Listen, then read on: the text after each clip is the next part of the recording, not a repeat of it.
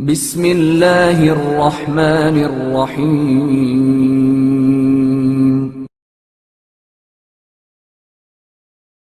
تکلیفوں پر صبر و تحمل۔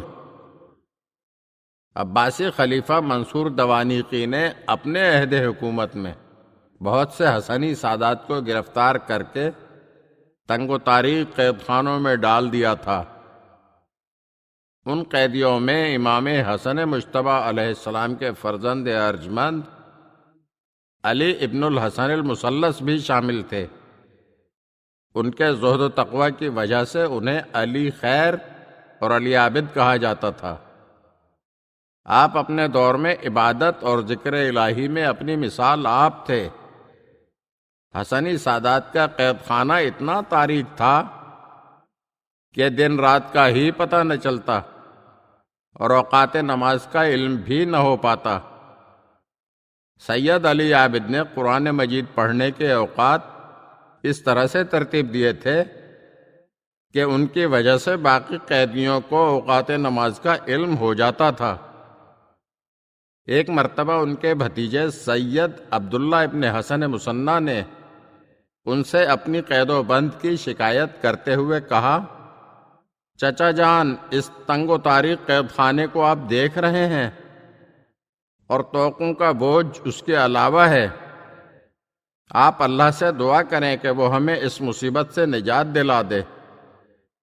سید علی عابد نے کہا، چچا کی جان، اللہ نے جنت میں ہمارے لیے ایک خاص درجہ مقرر کیا ہے اور ہم ان آزمائشوں پر صبر کیے بغیر اس درجے کو حاصل نہیں کر سکتے۔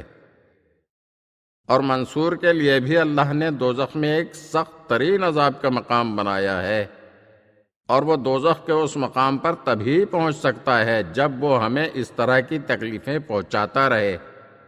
اگر آپ نے ان مصائب و آلام کو برداشت کر لیا تو آپ کے آرام کا وقت تو آیا ہی چاہتا ہے، کیونکہ ہماری موت کا وقت قریب آ چکا ہے۔ اور اگر آپ اس قید خانے سے نجات چاہتے ہیں تو میں دعا مانگتا ہوں جس کے بعد آپ رہا ہو جائیں گے، لیکن یاد رکھیں کہ منصور دوزخ کے اس سخت ترین عذاب سے بچ جائے گا۔ یہ سن کر سید عبداللہ بن حسن مصنع نے کہا، چچا جان، پھر ہم صبر کریں گے۔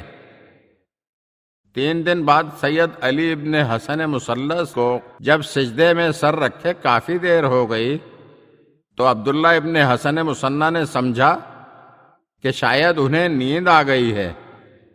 بیدار کرنا چاہا تو معلوم ہوا کہ ان کی روح قفس عنصری سے پرواز کر چکی ہے اور جسم مطہر قید خانے کی تکلیفوں سے آزاد ہو چکا ہے۔